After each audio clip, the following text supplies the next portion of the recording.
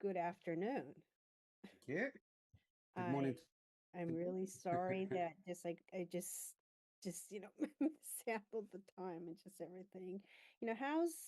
How's sunny Australia? Like it's in summer, right? Yeah.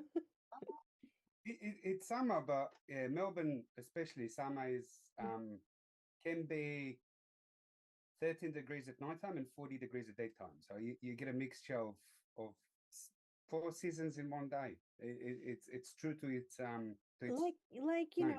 yeah, like I've stayed in California a lot of times, and it gets really, really cool, like in at night. At night.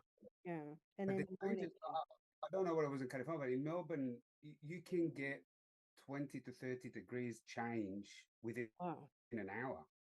It's really? bizarre. Feel the change coming, and storm clouds just goes around, and it's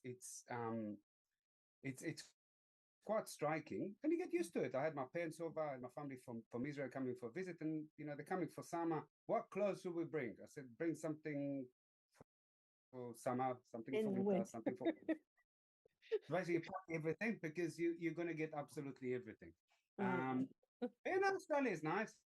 I mean, it's bit hectic now because we've got the Israeli president visiting in Australia. So you've got quite oh there was yeah. a little bit of action yeah, we're very interested in Melbourne today. This police has been granted special powers to um, kind of isolate the areas where he will be visiting Oh, from the loud mob that goes around. yeah. It's yeah, it's a I the funk. You would have think that after Bondi there'll be a little bit of um, change in a way, but no, mm, completely double down. The lunacy continues. mm, Um, but interestingly enough, the lunacy also, I think, doubled down not just with Israel and Jews, and just generally speaking with Australia. It seems that the crazies with their narratives are just hell bent on destroying Western civilization. That's the way I'm looking at it. mm, I mean, it's not just the way I'm looking at it. There was something today on Melbourne University, which was dead to Herzog, plus Israel, plus Australia immediately after. And that's the link in that sort of green and red alliance, which is very dangerous and eating Western societies from within. There's a mm. change in the world, but yeah, you can still see sort of the trouble brewing from underneath the surface. Yeah. Well, I have been thinking about, what is happening after the Bondi attack. And, the Australian Mhm. authority said it's not targeting, the Jews exactly. Like, it's something else, right? It's it's weird. I know, but it's what I'll be completely honest. I don't have a clear opinion as to the why behind the Western politicians, why they're doing it. I'm not um, um, following the theory that they all in cahoots to do something. I think there's Mm, a moral confusion and an appeasement mentality that's been sort of guiding diplomacy and politics in the West for too long. So we want to be nice, we want to be inclusive, we want to look at everyone equal. And I think in the West, because no one shaked the West mm, since pretty much World War II, mm, um, it, they don't no longer know what's right and what's wrong, and they got sort of like preconceptions about what the world is about and how everyone's behaving and shouldn't be behaving and what cultures are like. And mm, there's some romanticization of certain cultures from the Orient, from the East, from whatever. And it's ingrained into the politics. So they automatically jumping into these sort of statements because they're thinking, oh, this will lower the flames. If we're not going to point it, it's time for unity and all of those things where they sound really nice, but they don't work in reality. And I think that we need to, Ah, that's and that yeah. struggle with all of our politicians and the diplomats as well. They don't live in reality. They live in La La Land and some utopia that they've got that they want to take us there. And some of them, I think it's coming from a good place. They Mm, want to take us to a good place, but not the reality is this is what we have, and this is what we need to deal with, and this is what in Hebrew we say "זה מה שיש ועם זה ננצח." This is what we've got, and with this we're going to win. You know, it just yeah. you have to be pragmatic and you have to be realistic. Mm-hmm. And I think that actually talk about the Bondi, it was an Mm-hmm. Islamist attack, Mm-hmm. and by ignoring it and by gaslighting and by telling us that it's not, they're not just hurting the Jewish community, it's actually hurting the Muslim community because everyone can see. No one's believing that the emperor has got clothes anymore. We can see it's naked. And Mm-hmm. because you're saying it, you're alienating the Muslim community from the rest of us because we're not here. We're not attacking the radicals. The problem is not the Muslim community. The problem is not with the Muslim people. The Mm. problem is with the ideology that's guiding, and it will be Wow. some of the organizations and some of the imams and some of the schools and some of enough of them to create the problem that we're actually living in. Yeah, It's the like in Japan, I talked with a sports therapist one time. He Mhm. he has an interesting, background, but anyway, he has been a sports therapist for New York Yankees. And also the Israeli Olympic team. He came to Tokyo to yeah, give massage, to the athletes. But anyway, you know, I asked him, his impression and, on why, in some ways, many people are not aware of the radical Islams, Islam, existing in this world. And it's very, very much a gray zone to, I think, many Japanese to define what radical Islam is. And also, in many ways, it's a political ideology as well. But people don't talk about that part so much. And there are a lot of people who don't talk about politics as well. So I don't want to take that into account so much. But in reality, I think Japan is now, well, Takaichi has made a very clear statement on what she's going to do with the radical Islam. I think. it's I'm an outsider there, but Mm, it feels from what I'm sort of seeing, mm, she's very clear, mm, and I actually find it quite bizarre that a lot of politicians around the world are still very vague. mm. When you see that the clear one, regardless of the message, Mm, some are very sort of like left wing, some are very right wing, but the clear politicians are the one that actually gaining momentum mm. in the last few years. People actually want to know what you're standing for. They want Yeah, consistency. exactly. When you've got reform in the UK, they're going from a niche party that almost didn't exist to probably winning the next election. In Australia, similar movement where you've got One Nation, a party that used to be classified as a racist party in the past, all of a sudden roaring in the polls and Really? heading towards number one. Yeah. So Pauline Hanson, she's got no a lot of candidates. It's a very small party, but Mhm. the candidate polls are very, very favorable towards her. And a lot of it is to do with the fact that she's consistent and she's very clear. And she doesn't shy from her opinions. One can agree with her or not. That's she says it the way it is. Now, when you look at the with the political Islam, and I Mhm. think that that's a big problem for a lot of people, is because we want to be respectful for others, and um, Yeah, it, yes, it, exactly. we want Mhm. to sort of like paint Mhm. and generalize, etc. But also, you got 1.5, 2 billion Muslims around the world. Mhm. We don't want to paint them all as a problem. Um, but at the same time, need to find a way to actually have an open dialogue. So I've got a lot of, I feel more close to Muslims and Arabs coming from the Middle East than I would be to Australians because that's my culture. It's similar to my culture. It's not my exact my culture, but Mhm. the Israeli culture and the Arab cultures are very similar because of the neighborhood. You can't be that much different. Um, but I do have a problem with the larger Muslim community for being quiet. There's Mhm. enough voices within there that's telling me what I want to do. I also got historical sort of lived experience from family of living under Islam, and it's a problem. And I'm actually wanting the Muslim community to come out and show me how we're moving forward.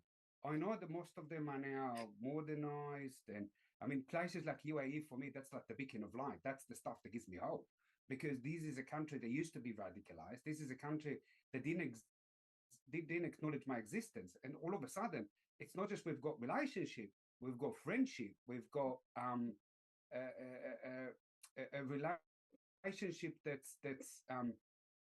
that that's a true partnership and looking at each other as equal. We might not agree on everything, but we actually agree on quite a lot now, and I feel very comfortable going to Dubai. Mhm. Um, to compare that, for instance, to what we call peace in Egypt, I Mhm. worked there.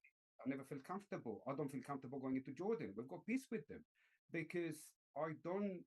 Those particular countries, the peace was more paper signed, and we agreed not to be in war anymore. But we're not really um, on equal terms per se. Um, so I think, and some of it is also look lived experience from the last 2 years as an Israeli. I have Mhm. to be an advocate to myself. I have to constantly explain to people why I'm not a demon. Okay, Mhm. um, so that's reality. And I'm going to the Muslims. Well, I'm sorry, but you've got enough, problems that came from your community. You need to do the same. I don't know. I Life think so. sometimes is Yeah. not Yeah, easy, and you exactly. need to start having a dialogue with us. And the dialogue cannot be tribalism. I mean, one of the examples I like to give was after the two Bankstown nurses said that they have and will kill any Israeli patients that go into them. Mhm. 60 Muslim organizations in Australia defended them, and that's the problem. Here lies the problem. They should have basically said, not just condemn them, but eject them Yeah. to show that they do not represent their community. But no, the community stood behind them. Mhm. So one will then ask, how can I feel? And I'm not saying I'm not feeling safe or things of I'm saying for a lot of people, Mhm. that's a stain that they cannot remove. That just embedded the fear even further. Mhm. Um, and it's I think that I one think thing, yeah, yeah, yeah, one yeah, no, thing you go. that, I really feel is that, justifying history doesn't make sense. Which means justifying October 7th doesn't make sense. And justifying Mhm. Bondi Beach attack doesn't make sense. They need to accept what happened, really. Yeah, yeah. You have to, and that's another thing is where you've got Islamic organization that now basically say, yeah, look, they had the ISIS flag on the car, but Mhm. nothing to do with it. I'm sorry, but it's Islamic State. Yes. Daesh. That's And the that flag. has attacked Israel for decades. Got relationship with you, Mhm. and can have it in a different type. I've got beef with the orthodoxy, with the Jewish orthodoxy. Mhm. I've got no problem, talking about it. I've got no problem debating it with rabbis and things like that. I don't know why there's no that discussion within the Islamic world where they need to start. And when I say with the Islamic world, it's not the entire Islamic world. It's some parts of the Islamic world are starting to come out of it. Mhm. You've got parts of the Islamic world that say, no, no, no, Muslim Brotherhood. We don't like that ideology. And I don't know why the West doesn't look into it from that perspective. Yeah. If they manage to decouple, if all of a sudden you've got Israeli maps in UAE because they didn't have it in the past, and now they're recognizing the country, and Mm. we've got basically um, complete warm relationship with them. They've made the shift, and they also condemning those radicals now. Mm. So there are a lot of voices from UAE are very much, I don't want to say pro-Israeli, but they kind of discuss the subject in a very objective way. And a lot of the things is in favor of Israel because objectively, you can argue that I'm subjective because I'm an Israeli, but they look at the situation, analyze the situation, and they're saying their voicing their opinion, which might be pro-Israeli in that particular sense, and it's coming from UAE. It's amazing. It's amazing because Great. that's country that a couple of decades ago Mm-hmm. didn't recognize the existence of Israel. So you can do a change. And part of the change is talking about it. It's pretending the problem doesn't exist does not solve the problem. And I think that that's the problem we've got with our politician in the West Mm. is you two Islamists that shot 15, they basically hunted Jews. It wasn't just that they shot people, they didn't shoot other people that weren't Jews in there. They targeted the Jews. The Mm. evidence is there. It's known. We've got plenty of videos onto it. Mm-hmm. And ignoring the fact that they were Islamists Mm-hmm. only going to amplify the problem because one is we're not addressing the problem. The Mm-hmm. second thing is that there's a lot of radicalized minds that are having a look at it and say, well, no one's really talking about this problem, but we know exactly what they've done that, and the fact that they're ignoring it, well, gives them a little bit of a boost and a push. It's Yeah. It's, it's a very it's but and it's as I, an Israeli, it's very troublesome to me because um I don't know how to lived experience mm. um through intifadas and different types of wars and things like Well, that. did you What like, happened when we know it? I think that, the first time you mentioned that you lived it, in Israel during the second Intifada. Was it Mhm. right? Yeah, I was in the second intifada. Yeah. I mean, you know, I don't think that people understand what uprising means. Really? I mean, seriously. Uh, I look for a lot of people, and I think a lot of these activists, when they shout about the resistance, they imagine some form of partisans in the forest of um, of Europe fighting the Nazis. Mm. The, the this type of resistance, I don't think that they understand. It's first Intifada was a bit different, and it followed with a lot of bomb attacks, and then it's really intensified in the second Intifada. Mm. Before the second Intifada, so the first Intifada was in the 80s. It started more as sort of like organic, but it became very organized with a lot of the radical movements very quickly. Lots of stone throwing and car bombings and stabbing, etc. Mm. It wasn't as organized campaign of terror as the second one.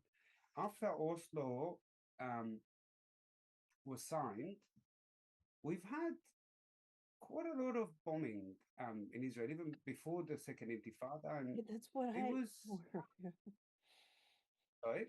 yeah, that's what I am aware of, and I'm just Yeah, it's I don't think that unbelievable people to actually me. I, I, Um, understand why, because I think before the second Intifada, for instance, there was a bomb. It was in the newspapers, and we covered all the how many people got killed, and like you got thoughts as an Israeli that I don't think people understand is you're having a look at the numbers and you immediately subtract one because it's the terrorists. So you go, okay, only 10 today. It's not as bad. And it's a weird way of looking at things where you looked at the numbers and you tried to um behind every numbers was a name, but it stayed in the media for a little bit, a day or two. Families spoke about the tragedy. Um, Israel was mourning it, and then you just move on. Came the second Intifada, and it was happening so frequently that it was basically either hours in the news or maximum one day because there was another bomb attack afterwards. And the volume of bomb attacks and the random targets that they've attacked and just the type of them, Mm. it was in a bit of basically trains, buses, petrol station, restaurants, hotels, I think it was nightclubs. targeting like a packed place, right? Probably. They were, they They, use they, a lot of they were type of targeting, bombs, like, yeah, they were targeting. And that's the thing. This is not a resistance against an army. Okay, what they did was they were going to a very busy restaurant and detonating inside that restaurant. The restaurant's full of innocent civilians, Arabs, Israeli tourists. They didn't really care. It was in the middle to create as much damage as you can. In it some sounds very instances, technical, it was right? a double bomb attack. So you've had one bomb attack, and then the second one a few minutes Mm. afterwards basically kill the one that coming to assist the wounds from the first one.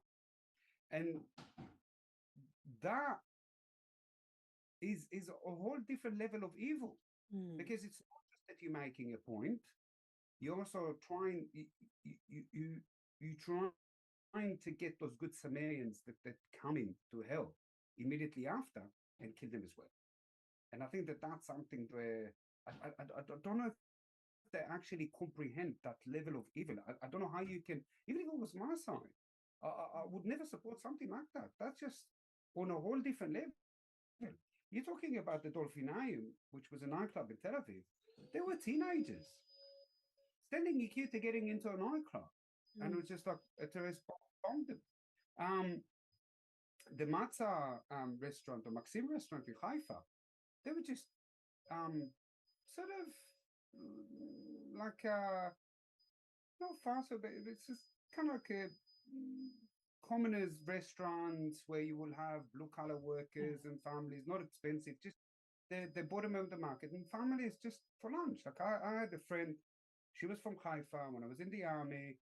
I was sitting with her. I still remember that, and we've heard about a bomb attack, and I'm like, well, call your family to see that they're okay. No, they never go to that restaurant. Well, unfortunately, they did. So she lost her family. And she discovered that a few hours afterwards, when no one answered, and the following day we were in the funeral.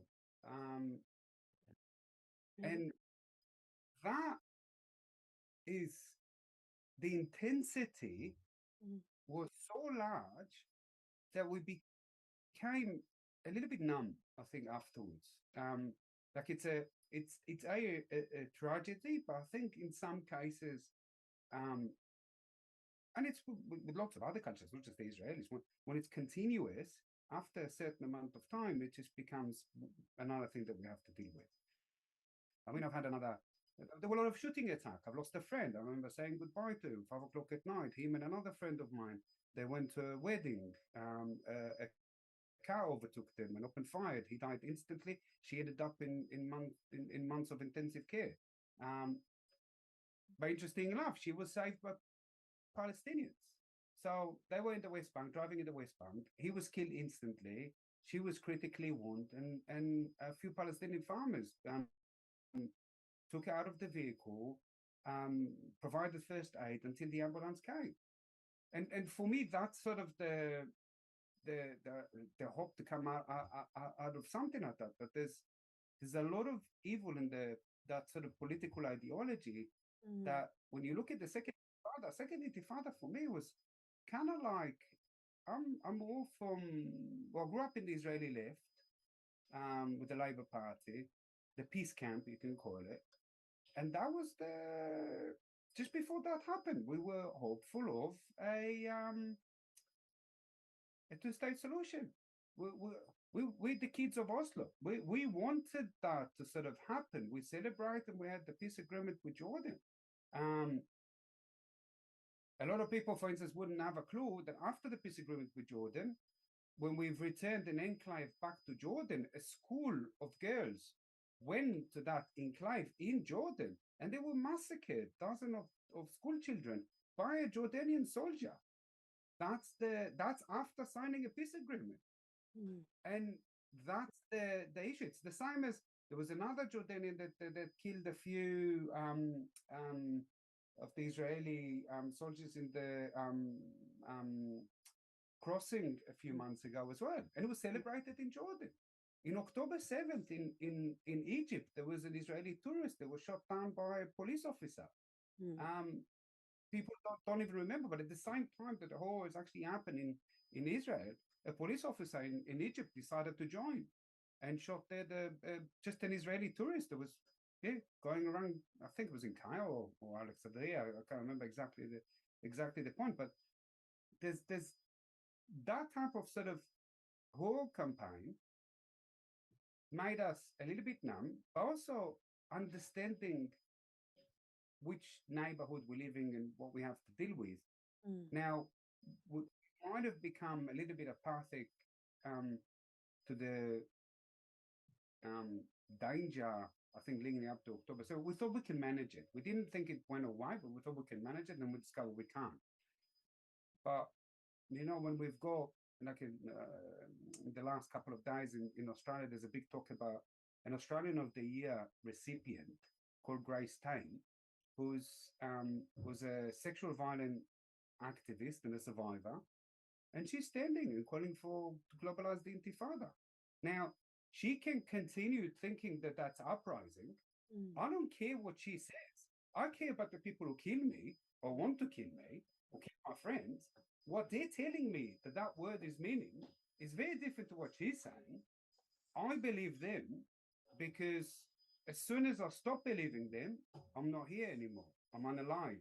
Well, And I see, think that that's something like all of these activists from around the world and the politicians, they're all having a debate as if they just need to convince us, mm, drop your weapon, everybody will be okay, settle with them, find, way to live together, maybe in peace and harmony, one yeah, state or whatever. mm, But the other side telling us, as soon as we lay our weapons, we're dead. yeah, I believe them. I believe them. exactly, exactly. I mean, but the good part, a lot of people first try to say Takaichi is very hawkish, all these things, the media. Like, but actually if you listen to her statement, coming from her, it's very different. And she is very much for coexistence. We have learned history from, I think, World War II, and I think she, considers that, takes that seriously, because we have to build very good relationship with the United States. Continue to do that, and at the same time, um, I think that she does understand the problem with the we have problems with some Chinese people too, and Mm, but with over the drug smuggling, all these like things, illegal like commercial activities going on in Japan. We have to stop that. And I don't know why, but from what I remember, like maybe 10 years ago, I think, the immigration system became so lenient.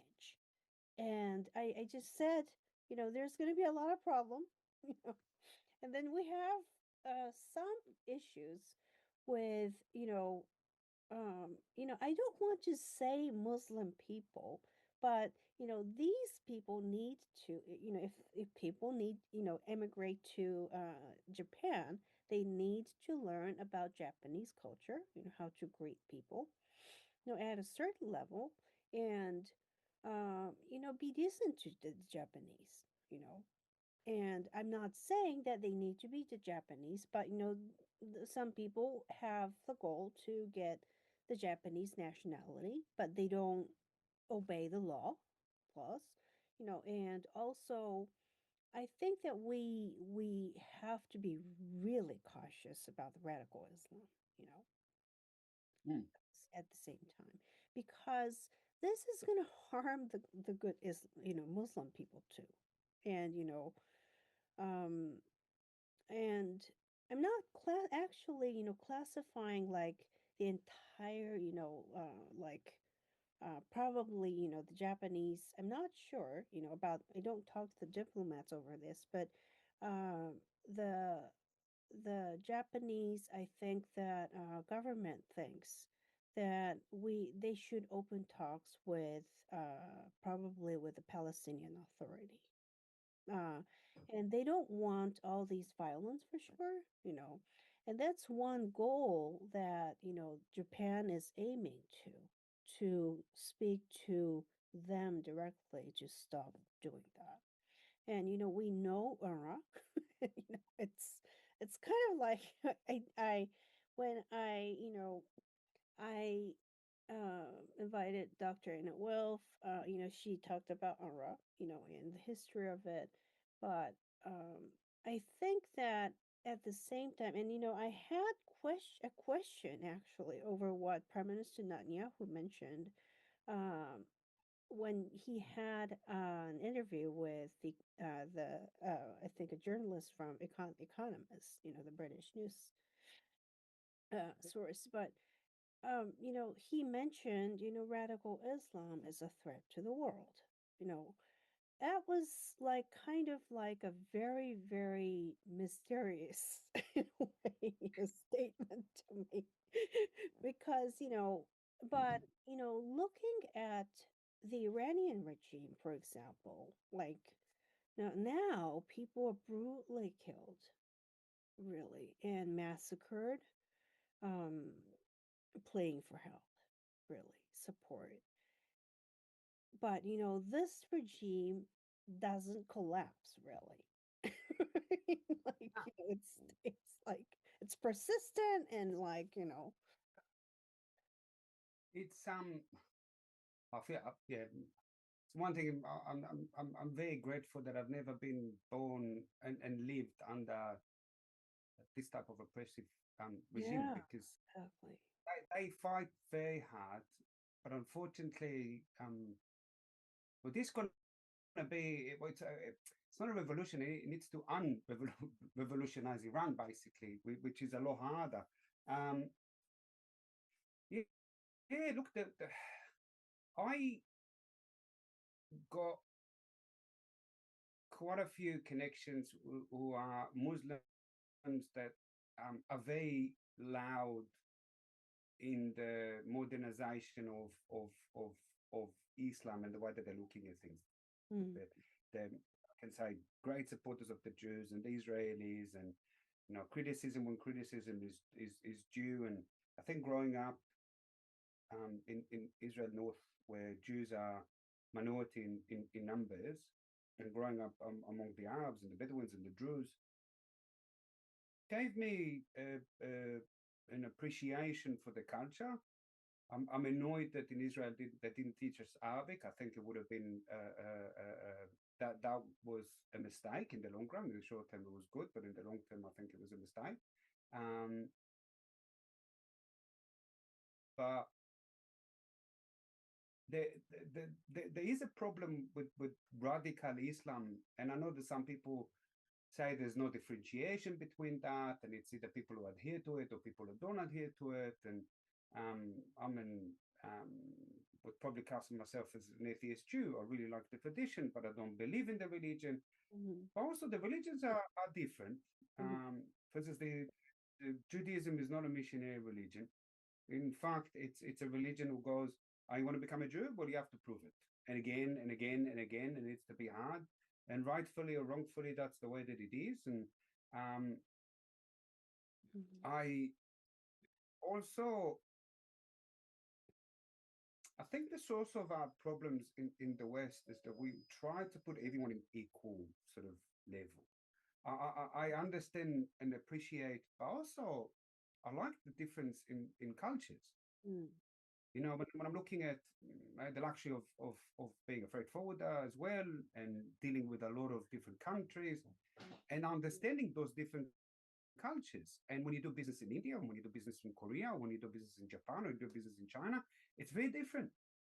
And every culture is very different, and you need to respect it. mm, And I remember the first sort of training when I had a business card to a Japanese business person, and it's really nice. mm. And I like the fact that there's a difference in the culture.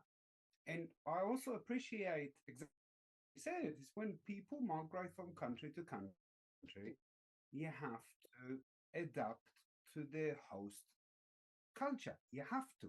I did it, and why I'm saying we have to is because I don't like unification. I like diversity, variety, and that's the funny thing. It's the people who are always crying about diversity are the people who want us unified. I don't want to be unified. I like the differences between all of it. I want the cultures to remain, the different cultures around the world. But if you start and I know it might sound contradictory. I like assimilation rather than multiculturalism when people migrate.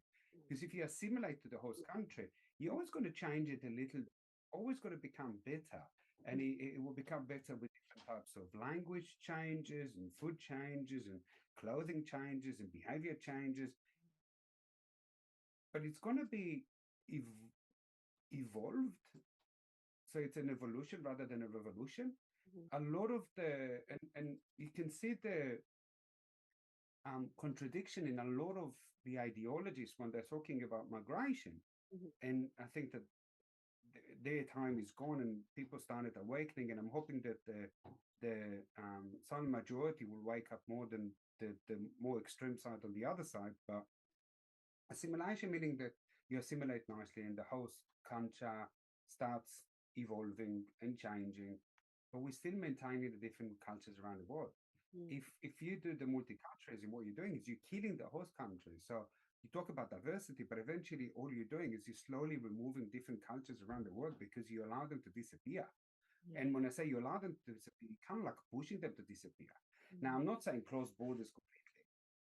It's nice to sort of mix things among because you're bringing some stuff. Like I really like when and food is a really good example is where you can have tacos in Tokyo and it will be with Japanese ingredients, but it's a Mexican but even when you look at the Mexican food, when you actually drill into it, and I haven't been to Mexico, but I heard from a lot of Mexicans that what inspired every sort of staple taco. Some by Lebanese immigrants, some by the British, some by they've had influence and it affected. And that's really nice. When I'm looking at is it the Jewish food, mhm, well, some people got a very sort of like limited mindset about what Jewish food is, and it's more the Ashkenazi coming from sort of like the New York, and I think that's sort of like Hollywood, the way they push it, the briskets and the bagel and the lax and gefilte fish and all the rest of it. And that's Polish, that's sort of like more Eastern European. When you're looking at the Jewish food from the other places around the Middle East and the Arab world, it's quite diverse. It borrowed something from the host country and then it morphed it with things that he brought himself. And one of the sort of staple Jewish foods is called kamin or chul to which is basically something that's cooked for 24 hours. So you put it on Friday before Shabbat entered, and you eat it in Shabbat, and mhm, it's on basically low heat, so you don't have to ignite fire in Shabbat, etc. mhm, And that sort of food everywhere around the world is very similar, but very different. I said they're similar. It's all the same. It's the same dish. It's a really unifying Jewish dish, but the Moroccan version and the European version very different. They're different spices, different way of making it, and different result in a way. Um, I I think regarding, I think, as a nation, I really think that Israel has been successful in accepting, various cultures inside, the Jewish communities. That's my opinion. That has been actually, really. And there was a person, from Israel who came um, to Japan, and he said something like the Japanese people the Japanese are very good at what um I'm not sure what he defined, but he said, when it comes to the race or whatever, Japan is very good at it. Like it was like, oh really? Like that was like probably, the part that Japan has had to overcome. And, I think that there is a very strong sense in Japan to define, what Japanese is. I think that, in that sense, I think the Japanese should really understand what Israel is about. That's why, I have been, I will be adding subtitle for this podcast, of course, so that the Japanese can understand, what the Intifada is. And Mm. but, I really think that um I I really think that actually, the Labour Party, the people who supported uh Hamas lost Mhm. in this election. And 70%, over 70% of the people are agree to Takaichi's policy over Mhm. immigration. So I really feel the sense that the Japanese, really have a sense of, unifying. But, at this, at the diversity actually, it exists inside the community because of the regions, the cuisines are different. So, I mean, it's very different in structures, and Yep. by definition, it's very different because, the Jewish people had to, you know, basically flee to various countries, over the past thousands of years. But, people have kept the tradition of Shabbat, which I wrote Y- about. it's not just the Jews. I find it, and it's not the selective outrage that really shocks me, but it's ignorance. When you really look at Mhm, the Middle East is composed of, you've got the Arabs, mhm, which by name came from the Arab Peninsula, and by conquest, Arabized large part of the Middle East, Northern Africa. But we still got ethnicities like the Kurds, although they are Muslims, for mhm. the other Sunni and Shia, they're not considered to be good enough Muslims. And the Kurds identify as their own nationality. Now, it's a very large area, Yeah, broken to, like from Iraq, Texas, Turkey, Iraq, Syria. Yeah, Iran. yeah, yeah. And they are, forbidden from having independence. You Mm, look at the Yazidi, which became famous, unfortunately, after ISIS. But you can also have a look at Assyrians and mhm, Maronite and Alawites, and there's so many different, and Druze. At the moment, you've got the Druze. I mean, Syria is a fictional country. And I know that some people might be, but no, it's been created by the Science Peacock. That's it. It's not. It's a bunch of lots of ethnic minorities and different religions that group together into a country that never operated properly and spent most of its time under a very brutal dictatorship of the Assad family. yes. That's broken down. What's the point of keeping Syria Syria? Why not providing, the Druze that live in the Mount Bashan, and they brought an old name back because that's the way that they're looking at it. Give them independence. This is an ethno-religious group that's been around for hundreds of years. Why they're not getting any independence? Why they can't get autonomy? Likewise with the Kurds. Same with the Alawite. Why do you have to maintain something that's not working? And I think that that's the problem is where certain cultures are allowed to do whatever they want, and certain cultures they say, oh, it doesn't really matter. And to a certain degree, I sort of generalize it. I'm saying similar to for a lot of people in the West, they just go, oh, Australia's culture shouldn't exist.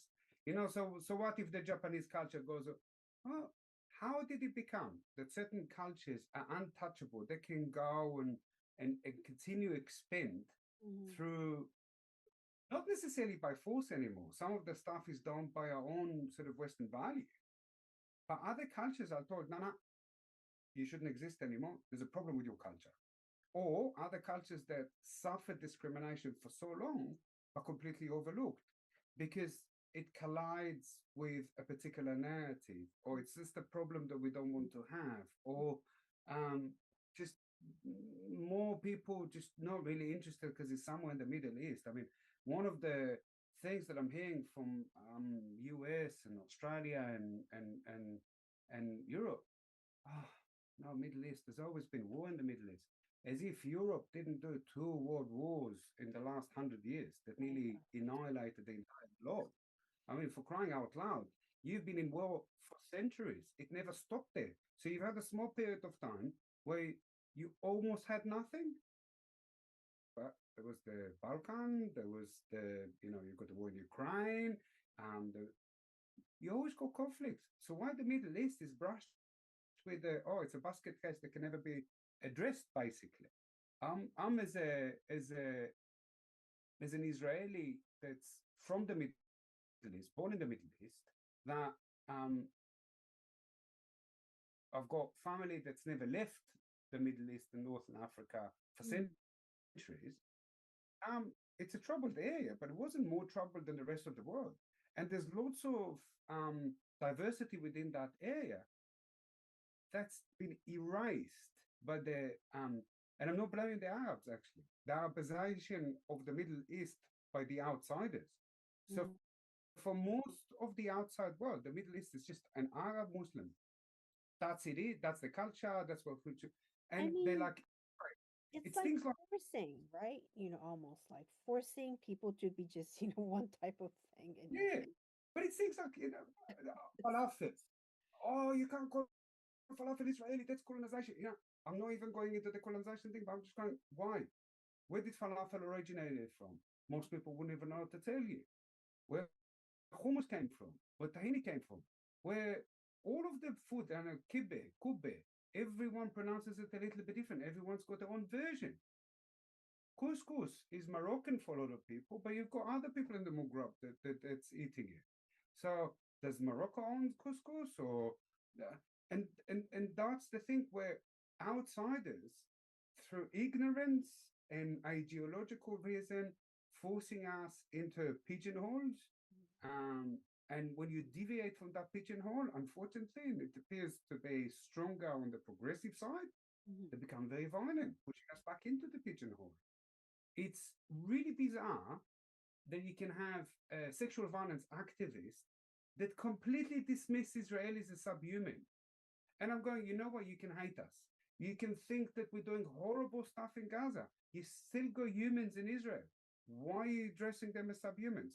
And I'm not even gonna, talk about the double standards or why you're not doing it. I don't care. Don't do it to anyone. If you say Israelis have got no voice, they don't expect us to take it down, um, take it lying down. Basically, I'm going to release. I've got a voice, and when you say I haven't got a voice, and your reason why I haven't got a voice is a bunch of um, propaganda that you picked off the internet, well, we've got a problem. And I think that that's the problem when you look at the progressive, the lack of knowledge that they've got, Yeah. and what really um, it's troubling because I've seen it happening in so many places. Mm, The progressive are bringing the regressive in basically. So they're mm, so loud, they're so fearful, they're so blind by their ideology that they don't see who's hitchhiking on them.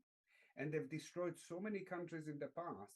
mm. And that's the thing where people don't look at history. That was the Bolshevik revolution. That's what happened in Venezuela. That's what happened in Iran.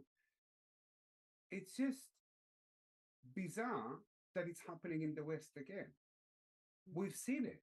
We know what happens. It never ends up well. Mm. Even if they've got the best intention, it never ends up well.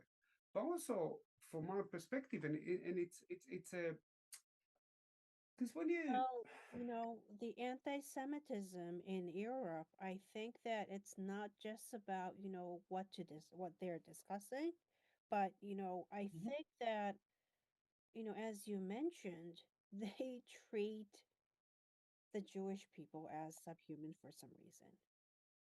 And, it's based on disinformation, you know, as you say, and it's is really scary to classify what type of social media they are. We have like a lot of Chinese propaganda now flying over. And I think that it's really scary that some media picks up the propaganda and talks about it. like You know what? I've commented actually. I think it was someone from Japan. I saw a post on LinkedIn. I don't know how it even caught to me, but it was something about I think sports in Asia, hmm and he had any country, and in Israel he had Palestine. That's it. Israel didn't exist. But funnily enough, that particular person, the map of Israel hmm was the map of Israel without Gaza or the West Bank. So I don't know, like if he calls Israel Palestine, then what's the West Bank and Gaza? Because he's excluded them from the Israeli map, hmm which he then rebranded as Palestine. But that's the it's it's propaganda in a way where anyone with half a brain that's got a little bit of knowledge will find holes in them. But most people, I think that's the I I'm on LinkedIn and I go on and off because I see it as a tool of evil. And I'm saying tool of evil, social media. is I that know there's some. Japanese? Hmm? Is I that think it was Japanese, the guy wow? that that. I think it was Japanese. Um,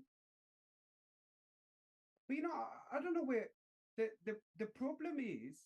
Hmm. Social media as an idea, as a concept, is amazing because it allows you to connect people in a digital world, etc. But in the Yeah. age of information, we became so dumb and we've got no idea how to validate information, how to have critical thinking, how to establish an opinion, Mhm. how to drill into things. People have got very, very limited knowledge. I'm not even talking about geopolitics and historical, even basic stuff. We lost the ability to grow things. For a lot of people, they wouldn't even know where to start. We don't understand how the engine of the car works because it's not relevant to us. We just go to a mechanic. Most of us wouldn't know how to ignite fire without lighter or and now some of the stuff you can shrug off and say, oh, progress. But I think at a certain stage, we also lost the ability to analyze information and to question information and to really understand what we're looking at. Yeah. And because we've got so much information that we cannot validate, and we gave up Mhm. on a filter to a platform who controls. So I can have a post that will have 40,000 views in a day, That's lies. and There are lies. That yeah, gets 40,000 I views. can have in the same day similar posts, similar tags, similar everything. 20 views. Why? That's an algorithm that decide you're seeing something, you not see something. Okay, so the filter on how my information goes out is controlled by a platform which does it for financial benefits. So Yeah. the bigger the financial for them is to create engagement because that's mean more people, more advertisement, etc. So they've Mhm. got no hesitation to filter and control information to generate revenue, and we're just giving it to them. Mhm. Um, it's things I like if we. if I ever, use, LinkedIn in a manner to support Hamas, I would be like, what? And globalize Intifada. And like, come on, you're using the real name, and are you really gonna say that? It's uh, it's but even in words, it's very scary to me. so confident that they are the right side of history, and I don't understand that saying anyway. Hmm. What's the right side of history? History is history. There's no right or wrong. Now you can say, oh, there were evil people, things like that. But that's history. That's what happened. That's it. And it moves. Like I'm a result of one side of my family went through genocide, the other one went through ethnic cleansing. So if it wasn't for the horrors that those two sides went through, I wouldn't exist. Hmm. Now, So I'm the result of the wrong side of history in a way. When you put things into perspective like that, Mhm. when you look at the fact that also from my dad's side, I'm the first generation That's that was born that's free. that's why I really hate all these people's classification of justice and non-justice, basically, because they're wrong, really. You But know, think. I said to my sister, and I said to a lot of people, and I get them to think, because sometimes I think we were born into a world with that operates in a particular way. Mm, Women's got equal rights, and I'm talking about our generation. Older one might remember certain times when it didn't, but um, voting rights for women, that wasn't the norm 100 years ago. Equal rights for women, that wasn't the norm 100 years ago. There's societies where women steal property. That's something that people don't understand. When I'm looking at the um, so when let me can we pause for a second? So yeah. okay. So I mentioned that to my sister, and I mentioned a few people just from a perspective. We're hearing about, let's say, slavery in the US and slavery around the world and um, human rights violations, etc. I'm the first generation from my dad's side to be born free, not a second class citizen. I've got the ability to do whatever I want, to move around. I've got freedom to practice my own religion, whatever I want to do. I'm the first generation. He wasn't born. He was born as a dhimmi, as a second class citizen in an Islamic world. For my mom's side, she was. So I'm second generation because her grandparents were born in Poland. And so my grandparents were born in Poland and they didn't have equal right to the rest of the Polish. They Mm, were outsiders, they were restrictive, mm, and that goes millennia. Basically, millennia. We haven't been free for a very long time. Now, I'm a result of, as I said, the genocide and ethnic cleansing. And when you tell it to other people, I mean, I'm married to an English woman. mhm, Her family's experience of the 60s is very different to my family.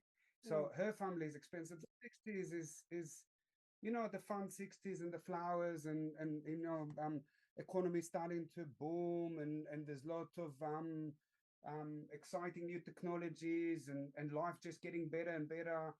And on the other hand, my family was becoming refugees, settling in a new country, no electricity, no running water, wars, food stamp, um, hunger, famine. That's life in the 60s for us, very different. Um, I think when you look at it from the you said the romanticization of, let's say, Al Jazeera, the West just doesn't understand that the Orient, as they like to sort of look at it as a romantic culture, etc., and the Arabization of the area, that is the colonizer. That is the culture that conquest, and it happened in the past, and it's fine. I've got no problem. Half of my family is Arab Jews, um, but reality is that's what they are. Acknowledge history. That's what happened, and it's fine. We all now lots of different minorities and things like that, and I think that people trying to apply the values of the West that formed after World War II. That's the thing, Japan prior to World War II is very different than Japan after World War II. mm, Whatever happened. Now the Japanese culture is very different to the way that people looked at the Japanese culture in the past. mm. But it happened. That's it.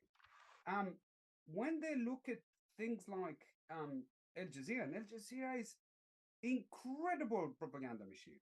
I mean, one of the latest things that's been, going about is that Israel evaporated Palestinians. They developed weapons and using thermal weapons that evaporate Palestinians. Nothing is left behind. We are now into the sci-fi, basically narrative, and people pushing it because it's on Al Jazeera. So I'm going, how can a university who would have physicists and chemists and biologists that will And know that what's those people, inside there yeah, cannot physically happen with the yeah, technology that we've got at the moment. You haven't got fused metal around those sites that allegedly evaporated with, thousands of degrees Celsius Palestinians, Yeah. but they're giving stage to those propagandists, and that's the problem. And the issue is they And can't um, com- they they can't understand the logic of the radicals from the other side. So they try to apply the Western value onto them and try to sort of okay, so they're just resisting, they're just trying to break free. And then they're using the as I said, the romanticization of the partisans in fighting the Nazis and the resistance, the fresh resistance, fighting the Vichy government and whatever. That's not the reality that we've got at the moment. And there's some cultures that are very backward, that are very violent, and they are very destructive. And unless we yeah. acknowledge it, we Mhm. will never be able to help them see the light. And that's the I thing. think You that's a look at very important point. Yeah. Because, see, I think that the Japanese, who don't know about, the Arabs, or whatever, Al Jazeera, watch Al Jazeera every day, and they believe that, something like what happened to them during the World War II, you know, and they misunderstand the culture, right? And, they think that, oh, those people are people of conscience, the entire Hamas, you know or those people who believe support Hamas, including I guess you know. And I think that this has to really, really stop, really. it's it has to, and the troubling bit is it will not stop with us. Hmm. And Israel, Jews, I'm not even going into anti-Zionism, anti-Semitism. I'm over it in regards to Yeah, my I try to understand. generation Yeah. of my ancestors and me Yeah. faced anti-Semitism. It's our reality. I address it and I move on. For Mm-hmm. me, um, I'm more focused on ensuring Mm-hmm. that the country I'm living in and a lot of the rest of the countries which I don't want to go through what we went through. Mm-hmm. Our history shows time and time again we vilified, we are the common enemy for forces that then, after they finished with us, Mm-hmm. moved on to the rest, destroyed those societies. Um, because we are, and I think a lot of people become, well, you know what, they're taking it the wrong way. When we say with the Canary and the coal mine, I'm not saying we're important. Unfortunately, for whatever reason, what happened, but Jews, for some reason, we are forced to be the canary in the coal mine. We are forced to show people what's waiting for them around the corner. Now, if people look at history, they can see that time and time again, it did it to us, the rest followed afterwards. You want to ignore it at your peril, basically. But Yeah. that's the reality. When you're looking at uh, the one of the things that a lot of the anti-Semites or whatever like to sort of point out is the Jews look at themselves as the chosen nation, the supremacists, they think they're better. The chosen nation is not a privilege, it's a duty in the Jews' belief. We were giving set of rules that at that time did not apply to the rest of the world, which is the Judeo-Christian sort of civilization is built upon. And we were chosen to go and spread those rules. Monogamy, care for each other, do not steal, do not murder, do not. It's things that weren't around. And that culture 3,500 years ago developed that one. And we believe that we were given the duty to spread that. We are the messengers, and we're going to pay for that in our blood because people Because wouldn't that's a want to take it. sacrifice. Yeah. Yeah, that's a sacrifice. And I'm not saying you're not good on us. That's the belief. People can believe in it or don't believe it, but that's where the chosen people came from. Not, oh, we are better than everyone, we elevated. No, we're the poor buggers who are basically sent to do the dirty work. That's the chosen people. Um, but you've got other old countries. And for But instance, it's yesterday I was like with a Christian, Indian. basic idea to me. Like. Really? I was with a few Indian Uber drivers yesterday, and I really like talking to. I call them old nations. It's people, cultures that've been around for a very long time, Mm, because the cultures that've been around for a very long time have got a very different perspective on the world, and mm, it's really interesting when you're talking to Chinese, when you're talking to Indians, Japan. mm, These are cultures that've been around for centuries, mm, and they carry a lot of history, mhm, and they carry a lot of tradition, and they might have changed religions, and they might have changed country, moved between them, but they carry something that the West has lost, and that's that sort of old way of looking at the world. And a lot of the old countries and cultures kind of look almost in disrespect on the West, like you've been here for 100 or 200 years, like mhm, we watched empires go, build, expand, and disappear. And not one, not two, not three, not four, multiple empires. So mm, we're waiting for this empire to disappear as well. And I'm not saying, I'm saying that that's sort of like the tone that you get from a lot of the ancient cultures, because they've been around for thousands of years, some of them, some hundreds, some thousands. And that carries something because you've seen what worked and what didn't work. You've seen how you can have empires like the British Empire where the sun never sets, and all of a sudden that disappeared into a small island now, which hates itself in a way, and it's sad because they brought a lot of good to the world. Yeah, they might have done bad stuff, but during that time, that bad stuff was normal. But they abolished slavery.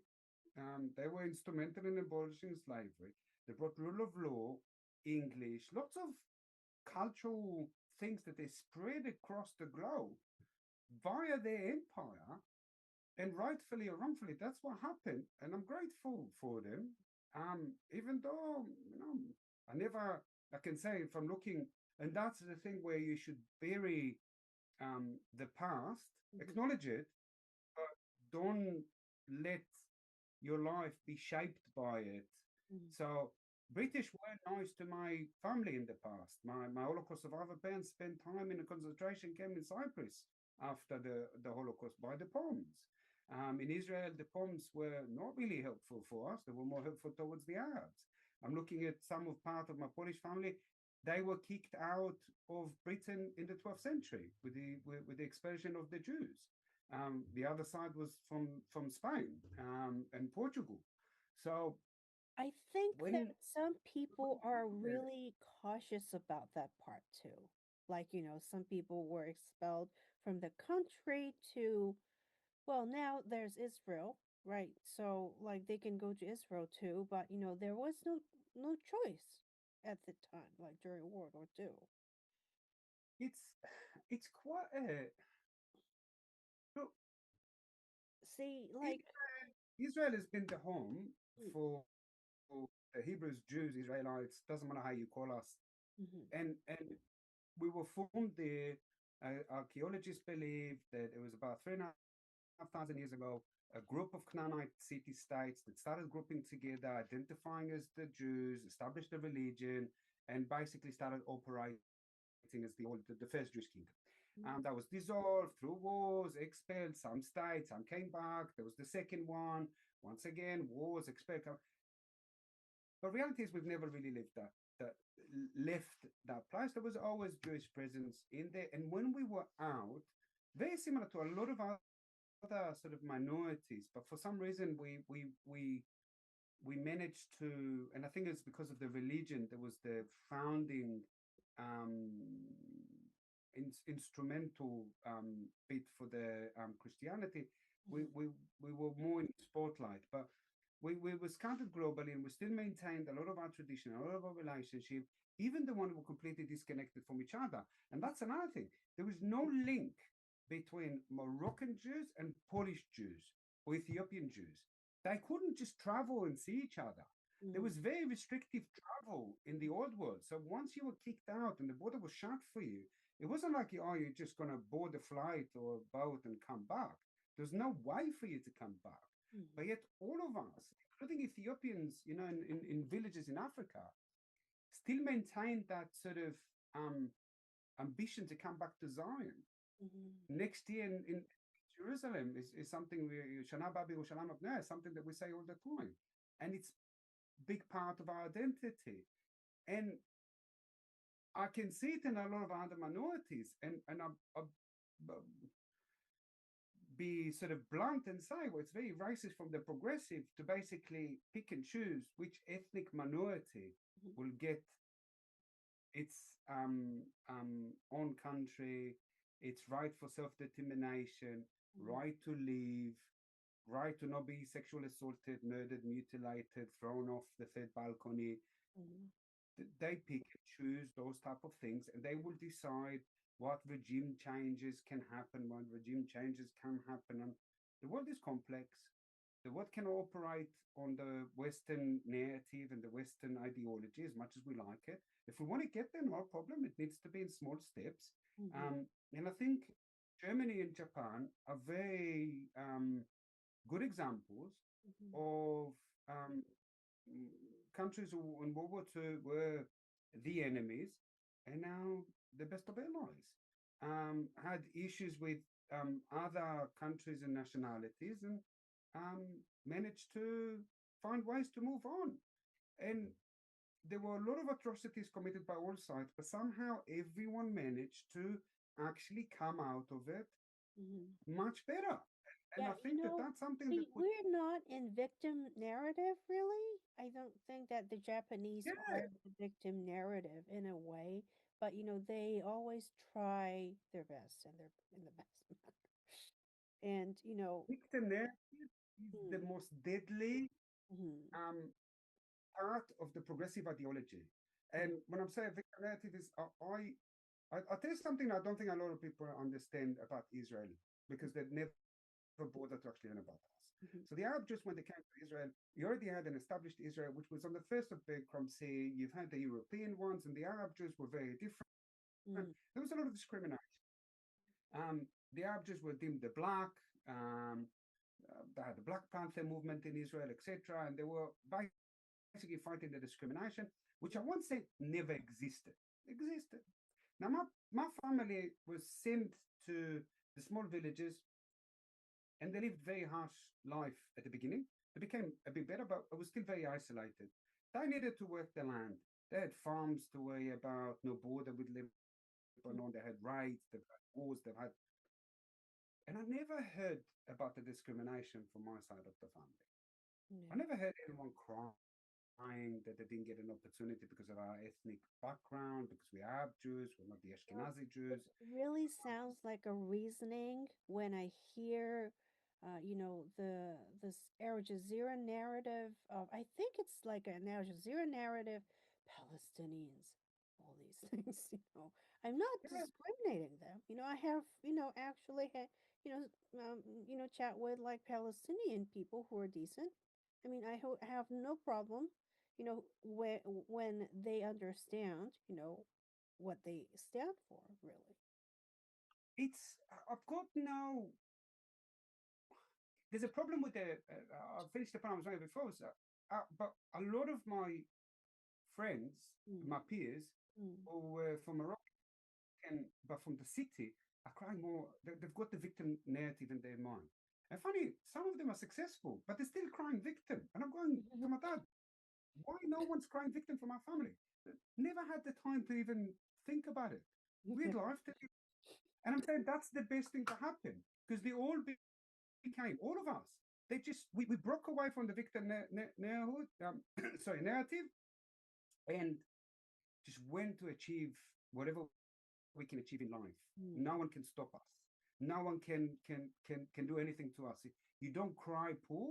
You just get on with business. Um, with the Palestinians, unfortunately, there's no difference between them and the other. There's no difference between them and other Arabs around. mm. Okay, these are just Arabs that were inside the The area. 19 area, and their culture Mhm, separated from the Arabs almost forced upon them by the other Arab leagues to try and eject Israel from the area and the Jews. But what happened? It created a very problematic culture. And the culture is very different. You don't see people from other Arab countries behave exactly the same. It was when it went to Kuwait, they were kicked out of Kuwait because they went with Saddam. mm, with Jordan, they tried to topple Jordan. In Lebanon, they got Lebanon into I mean, they're not the sole creator, but they definitely amplified the civil unrest there and the civil war. And you can see it also with the big pro-Palestinian movements now. They're destructive to the societies that are actually in them. I think That's a it's culture not, issue. Yeah, acknowledging people really. I mean, it's yeah. really kind of The like, Palestinian people, the Palestinian people, Islam, Muslim, Christian, that's right. The problem is not with them. The problem is with the culture. Their culture is destructive. It needs to stop being destructive. I know Night Wolf saying it very nicely. mhm, And that's the thing where she said, we have to stop the victim narrative. Say goodbye to your refugee. Become Gaza resident. You can't be a refugee I forever. But really that's the think problem. that, they should really, they have, they should not be owning the refugee. Nah, I should be a refugee by that logic. Why am I not a refugee? I'm a son of a refugee who was ethnically cleansed after hundreds of years of living in a particular place. How am I any different to a Palestinian from a family called El Masri, which Mm, came from Egypt? no. How is he a refugee in Israel, but I'm not a Moroccan refugee? Now, I don't want to be a Moroccan refugee. I love a Moroccan heritage.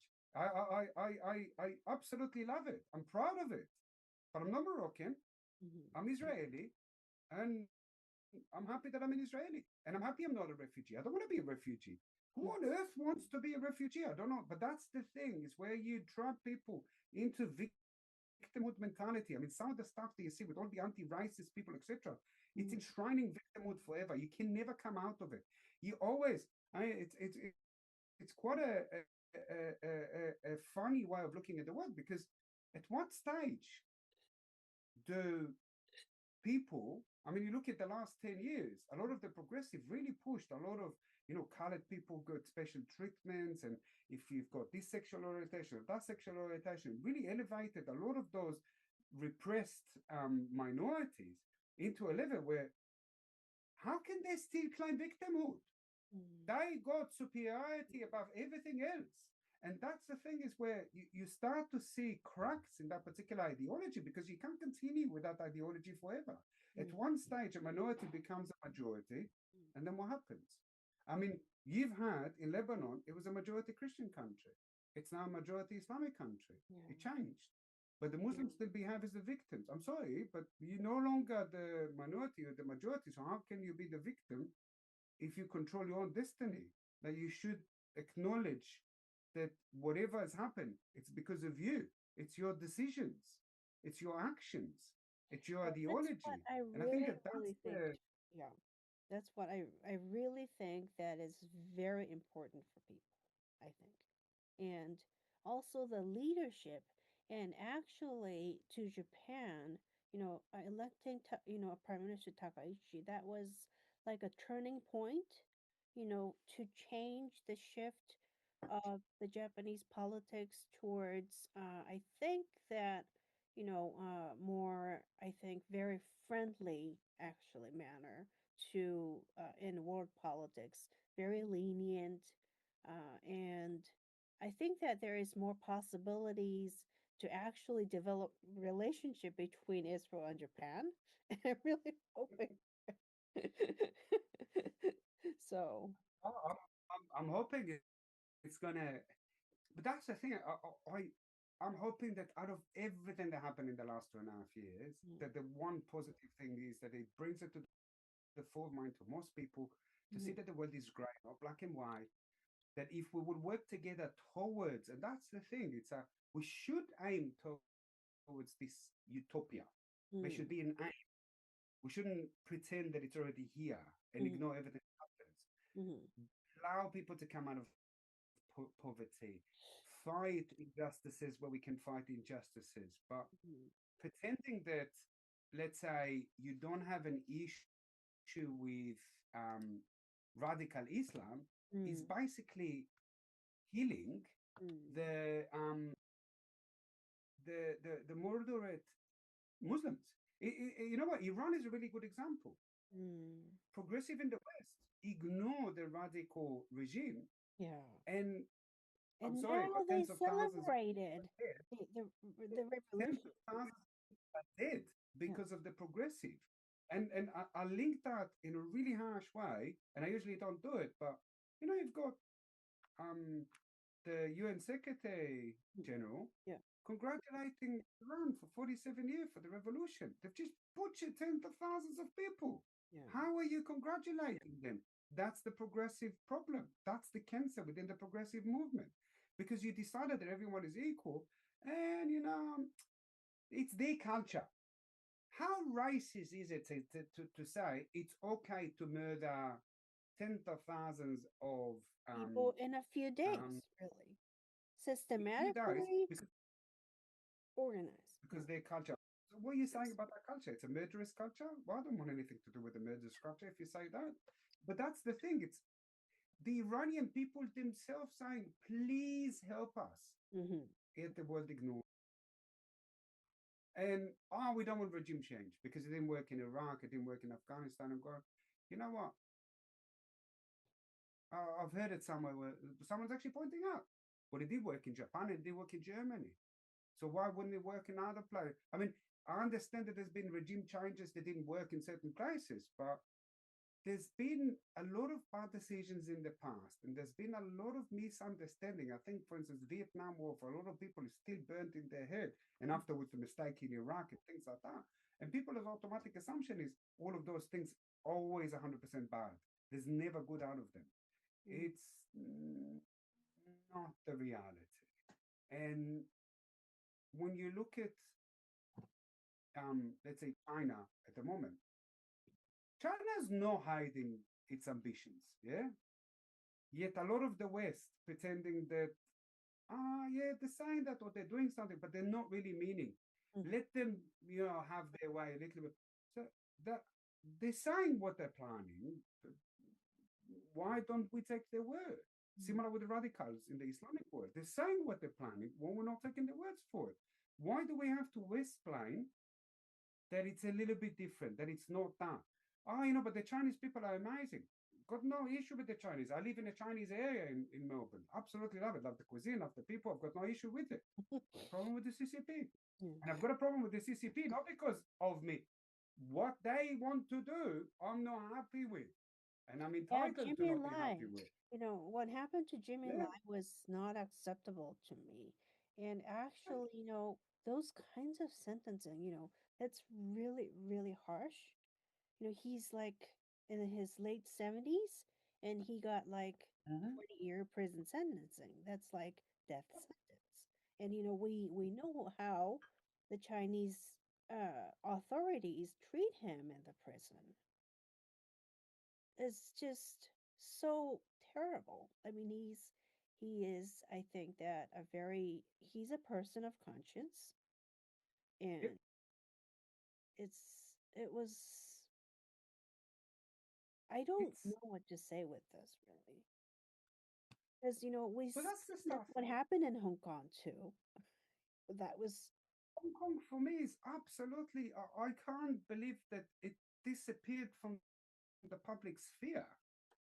It's basically when the world celebrated Hong Kong coming back to Chinese rule. It was the end of colonization, the best thing that can happen. mhm, The poor buggers they were promised everything would stay the same, and it did for yeah, quite a while. And then all of a sudden, it didn't, and the mhm, world just went, what can we do? We need cheap iPhones. So, Bama to you, Hong Kongians. yeah, And you know what? I don't, I don't look at it with disrespect. mhm, I look at it with respect because they're not admitting that that's what they want. So you say, Baga for the Uyghurs, mhm, Baga for the Hong Kongians, Baga for Taiwan, mhm, because we need cheap iPhones. But we're going to pretend that that's not the case. yeah, But it is the case. Own it. yeah. Own it that that's why you sacrifice people because you want cheap commodities. You Mhm, want cheap electronics. You want single use household product. mhm, Own it. Just say, I'm happy to sacrifice other people mhm. for it. That's it. But people don't. I see. Well, I think that I took your time a lot. You know, probably you have something to do. But, thank you very much for coming to my podcast. And Well, I really think that this was a very productive discussion on actually, how to manage, the situation really. It's devastating, really. So I really feel that, it's the Japanese people, I hope that the Japanese people listen to this because, I know of the Jewish people in Japan right now, and they're hoping that, they discuss, something about anti-Semitism. So, so thank you so much for coming.